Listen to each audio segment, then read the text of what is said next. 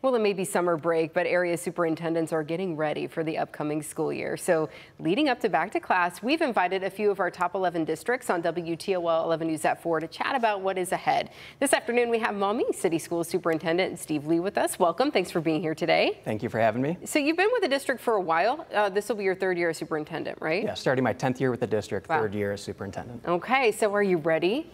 We are ready.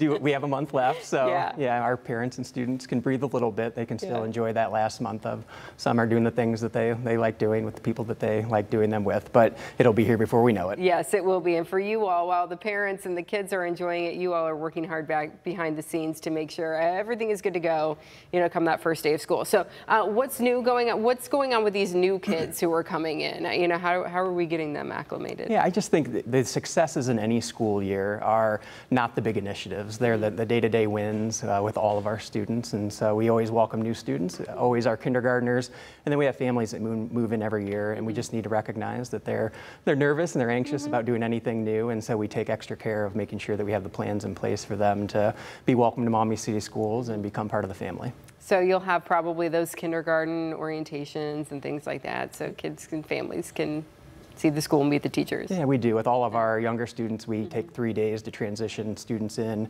with individual meetings with parents and students with their teachers. Do you have new teachers or staff this year? We do. We're bringing in 10 new certified teachers this year, and we'll do something similar with them. We have new teacher orientations. We have 2 days early in August where they come in, learn a lot of the kind of need to know things, and then they also do some deep dive with our curriculum and special ed departments. We also take them on a city bus tour. They meet our city officials and do some of those things to be acquainted with the city and the district as well. Well, that's nice. That helps them kind of feel and ease their way into a new situation. You mentioned the curriculum. How do you set that and make that successful? Yeah, so each year we have curriculum that comes up for adoption. And we've had a really important adoption the last 2 years, and that was our K-5 language arts and reading curriculum. So we'll have both of those in place for the first time this year, and just excited already at the initial gains and achievements that our students are seeing. We spent all of last year really in a heavy planning year for strategic planning for our top priorities. And where we landed were future-ready academics, mental health and wellness, and family and community engagement. So all of our initiatives are kind of crafted under those large umbrellas. Okay, so that'll be something new, this year that you're gonna, put into motion there.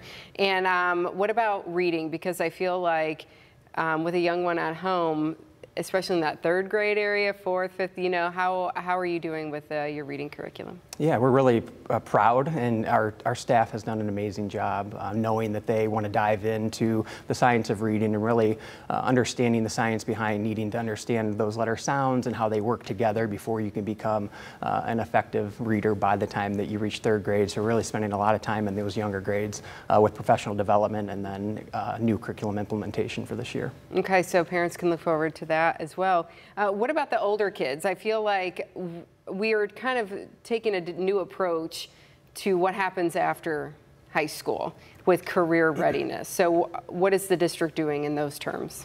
Yeah, so under our umbrella of Future Ready Academics, we spent a lot of time developing plans knowing that we have some students that won't be entering that workforce for 13 years. And so what will the jobs of the future look like, and making sure that we're training them in skills that they'll need 13 years from now, but also in our high school, who will be entering the workforce much sooner, kind of taking in a tiered approach. So in K-5, we look at career awareness, 6-8, career exploration, and then by the time you're in high school, really that career planning, an opportunity to meet employers, get out and see the workforce and experience some of those careers so that you know maybe what you do and don't want to do. So we have a new career pathway at our high school this year, which is finance. And so we'll have 3 new high school courses on that pathway for our students to be able to explore the career of finance. Finance, that's important. And I do think we say that, what didn't we learn in school that really would have helped us, later on in life? Finance sounds like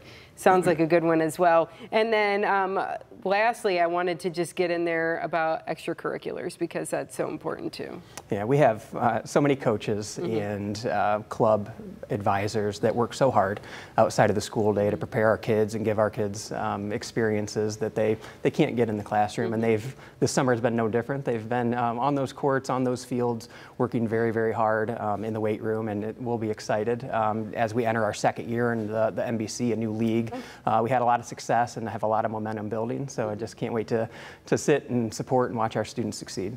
Very good. Okay, when's the first day of school? When do you guys get started? I knew you were going to ask me that. What is it? I know we start with staff on August 12th, and so fast forward. That's the only part you need to know is August 12th. This is when you need to be there. Yeah, we start to stagger them in at the end of that week. So right around the 17th, we start to stagger our kids in. All right, well, enjoy your last few weeks where it's a little more quiet. Yes, thank you. And have a great school year. Thanks for being here today. Thank you for having we me. Appreciate it.